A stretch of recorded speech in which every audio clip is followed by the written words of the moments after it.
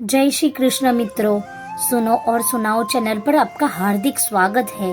दर्शकों, सभी प्रश्नों का उत्तर और कहीं मिले या ना मिले, लेकिन आपको भगवत गीता में तो मिलेगा ही मिलेगा।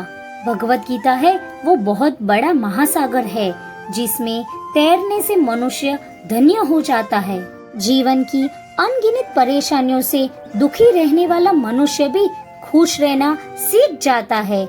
मित्रों, आज की वीडियो में आपको पता चल जाएगा कि भगवत गीता का पहला अध्याय पढ़ने से या फिर सिर्फ सुनने से ही आपको क्या क्या लाभ प्राप्त होते हैं। मुझे पूरा विश्वास है कि आप इस वीडियो को अंत तक ध्यान से मन लगाकर जरूर सुनेंगे। कैलाश पर्वत पर भगवान शंकर और पार्वती जी बैठे हुए थे। माता पार्वती जी ने भगवान शंकर से पूछते हैं, भगवान, वैकुंठ लोक प्राप्त करने के लिए गीता जी का पाठ करना या फिर सिर्फ सुनना सर्वश्रेष्ठ माना जाता है, ऐसा मैंने सुना है। तो क्या आप मुझे भगवत गीता में पहले अध्याय का महिमा क्या है वो बताइए। भगवान शंकर जी माता जी की इच्छा को पूर्ण करने के लिए महिमा का वर्णन करने लगे। उन्होंने कहा, मैं इस गीता जी की वजह से ही तीनों लोक में पूजा जाता हूँ। मैं हर रोज गीता ज्ञान में ही मग्न रहता हूँ। गीता के प्रभाव से ही मुझे संसार की माया परेशान नहीं करती है। देवी, आज आपने मुझे जो प्रश्न पूछा है वैसा ही प्रश्न माता लक्ष्मी जी ने विष्णु भगवान को भी पूछा था।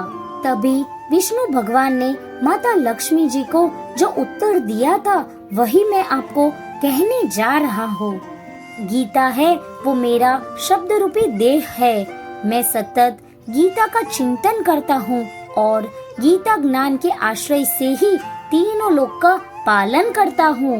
गीता संबंधी मैं आपको एक कथा कहता हूँ, वो आप सुनिए। दक्षिण देश में पूरण नाम के नगर में सुशर्मा नामक एक ब्राह्मण रहता था। वो बहुत ही दुराचारी था। पूरा दिन वो सिर्फ खराब काम ही करता था।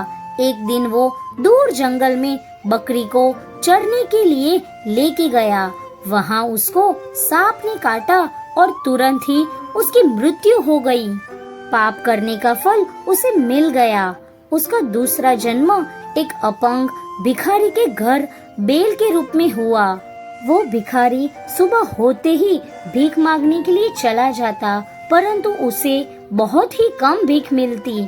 एक दिन तो वो भिखारी अपने बेल को कुछ खाना ही नहीं दे सका, इसलिए बेल रास्ते में ही गिर गया और बेहोश हो गया। पापों की वजह से उसके प्राण नहीं जा रहे थे।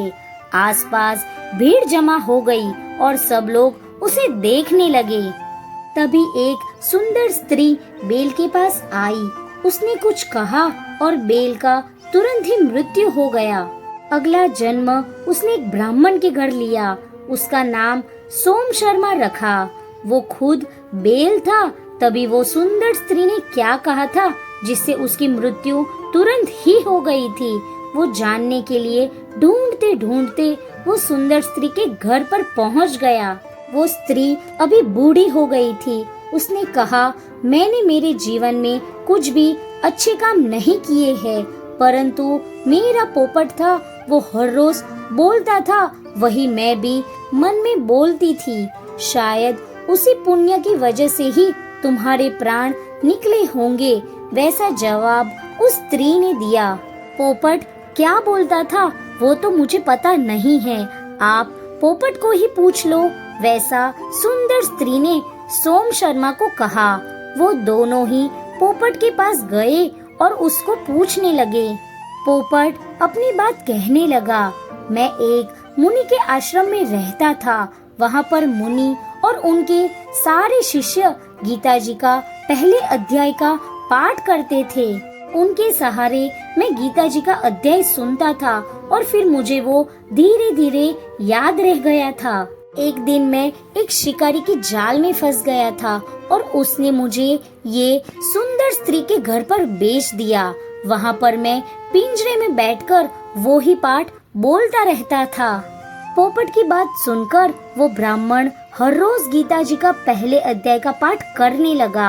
भगवान विष्णु ने माता लक्ष्मी जी को कहा, हे देवी, ये पोपट, सुंदर स्त्री और ब्राह्मण तीनों ही मृत्यु के समय पर गीता जी का पहले अध्याय का पाठ करते थे।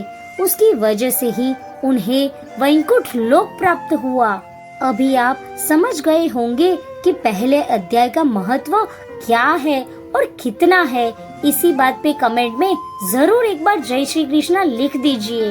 भगवत गीता है वो बहुत बड़ा समुंदर है जिसमें आपको सभी प्रश्नों के उत्तर मिलेंगे ही मिलेंगे। अगर आपको ये वीडियो थोड़ा सा भी पसंद आया हो तो इस वीडियो को जरूर एक बार लाइक करें। फ्रेंड्स और फैमिली के साथ शेयर करना तो बिल्कुल भी ना भूले। चैनल को तो जरूर एक बार सब्सक्राइब करें ताकि ऐसे ही अच्छी वीडियोस आपको मिलते रहे। चलिए फिर दोस्तों, राधे राधे। मिलते हैं अगले वीडियो में। तब तक आप अच्छी बातें सुनिए और अच्छे सपने देखिए। और हाँ, अपनी सेहत का ख्याल तो जरूर रखिए।